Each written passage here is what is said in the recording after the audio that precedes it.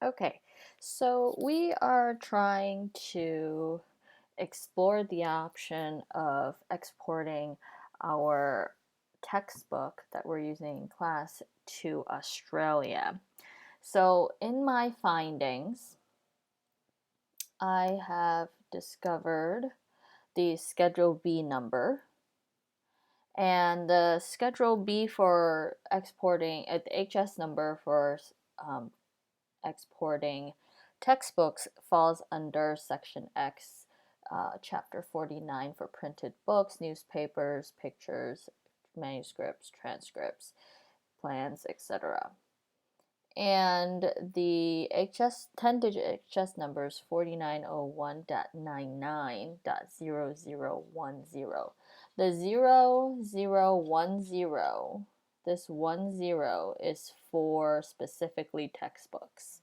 And it's in the 4901 other category, which is the .99. And under the under my research, I found that there is a free trade agreement between the US and Australia. And we will go into that a little further later. So let's take a look at the value of the textbooks exported to Australia. And this is just within the 4901 category. Textbooks is among this, including a lot of subcategories, but this is the general idea. So in the course of 2011 to 2015, you can see there has been a gradual decrease in exporting textbooks to Australia from the US. And you can see that this trend line of the graph that I made is decreasing. So based on from 2011 to 2015, 2011 we have a little over $100 million, and to 2015 it went down to a little over 85 million. So this is about a 15% decrease from 2011, which is definitely not good. Any amount of money going down is not good.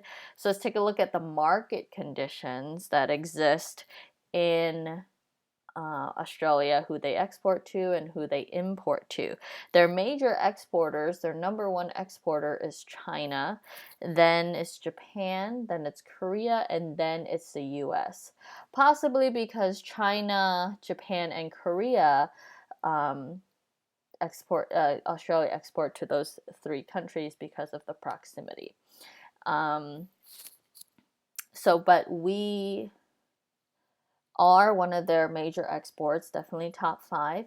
And their imports, they're importing from number 1 is China, and number 2 is the US, and number 3 is Japan. So the top 5, among the top 4, 3 of those countries are importing and exporting to and from Australia.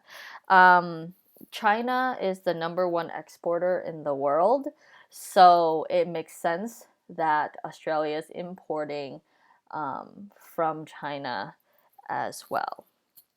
So let's look at some foreign trade statistics here, specifically for 4901.99. So this is that falls under that textbook category, or textbooks falls under this other category.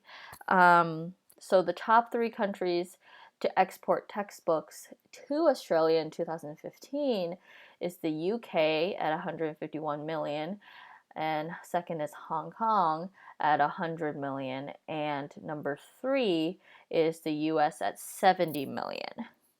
Now, these are our 2 competitors, the UK and Hong Kong. Combined together, they have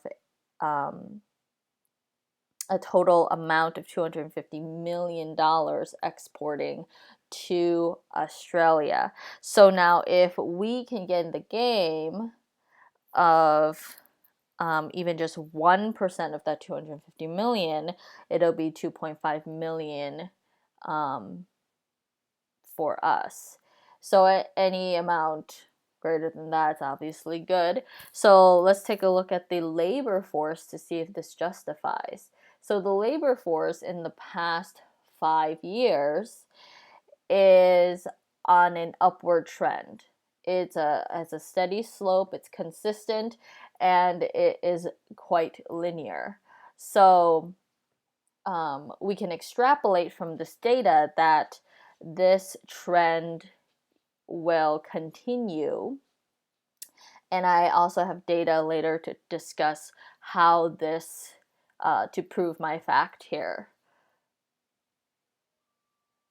And so the amount that they're importing from Australia has in fact decreased over the past 5 years.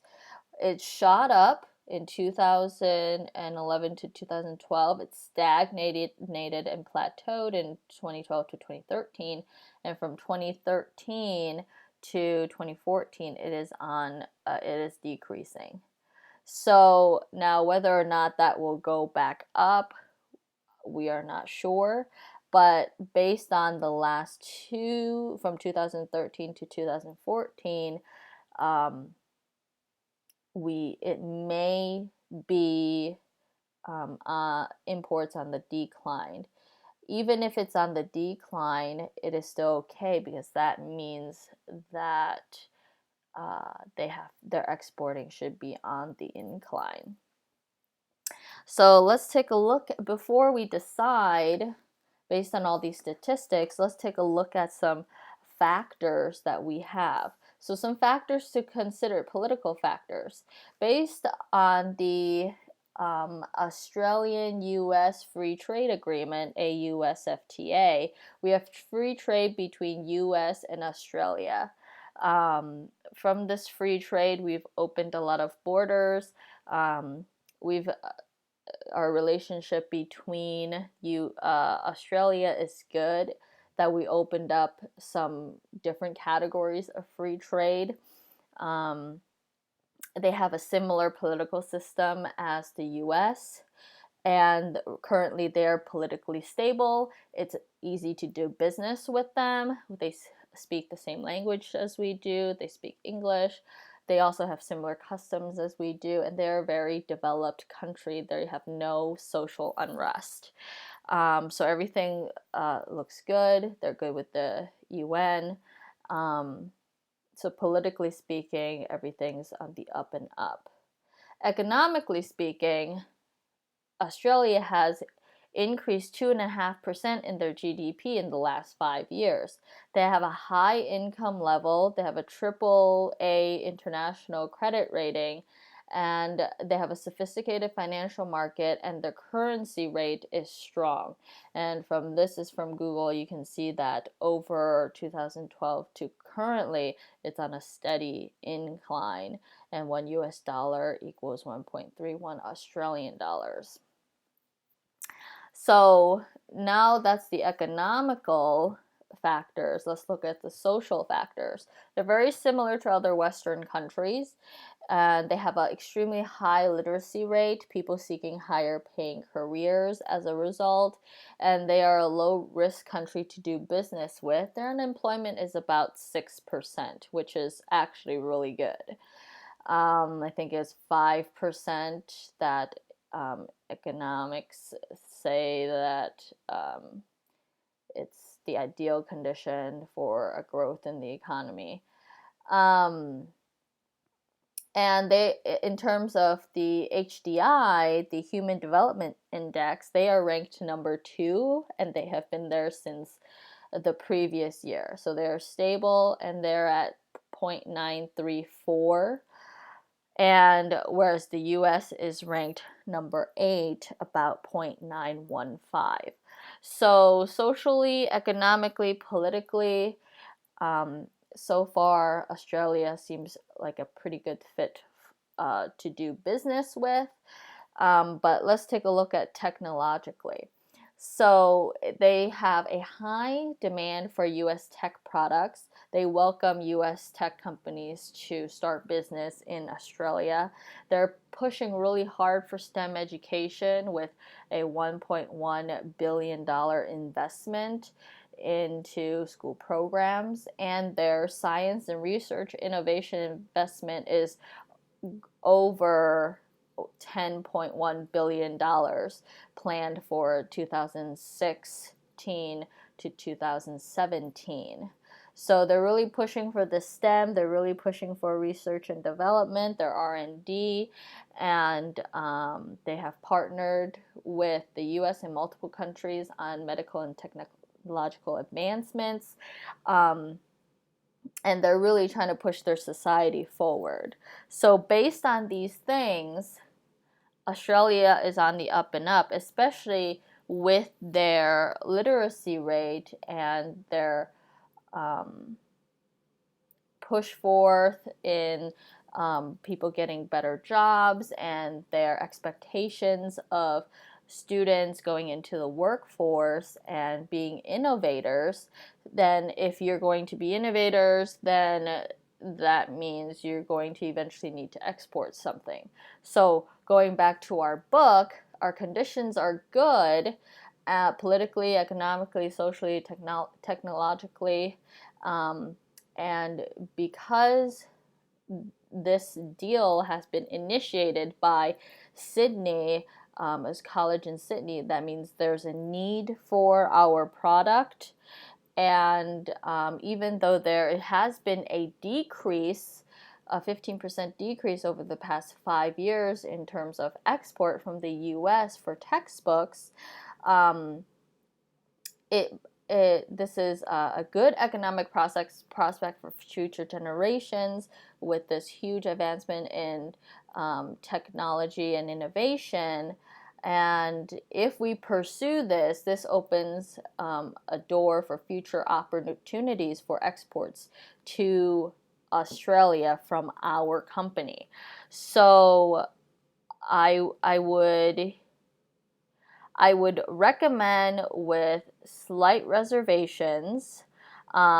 I do know that schools are transitioning from physical books to ebooks and software. However, if we can get our foot in the market first by using a physical book, we can then transition ourselves into the technology aspect to offer softwares, ebooks, and when we are offering ebooks, we can basically put a price on it, and we don't have to suffer the costs of printing, reprinting, shipping, etc., because our book is now a soft copy, and that can be distributed via code, via email to the students who purchase said ebook. And then this will be a good advancement for the company to move into softwares, because that's where the industry is moving forward to software-based learning. So I do recommend this with slight reservations because of that 15% drop in the last 5 years in the textbook exporting. However, based on the trends of the industry, the publishing industry moving in that direction, I fear that if we don't pursue this, we might miss out on an opportunity somewhere down the line. So these are my recommendations. I say go for it with reservations. Definitely need to check BIS with what are the legal documents in this venture, and how much it's going to cost us to ship by freight, or if we already have ebooks and softwares going for this particular book, we can we don't even need to look into BIS and just go straight into with the deal and shipping the books and not worried about licensing and whatnot. So now these are the websites that I have used. I used the U.S. Census for my Schedule B number, U.S. Export Trade Stats, Express, and all of these other websites. I looked at the Australian school stats and their science initiative on their websites. I did, however, look into the business online resource at Richland. However, I didn't find anything too intriguing, but what I did find does back up the claims that I have made that Australia is doing a lot of exporting to different countries in the East, like China, Japan, and Korea. They're top 3 countries that they export to. Yep, thank you.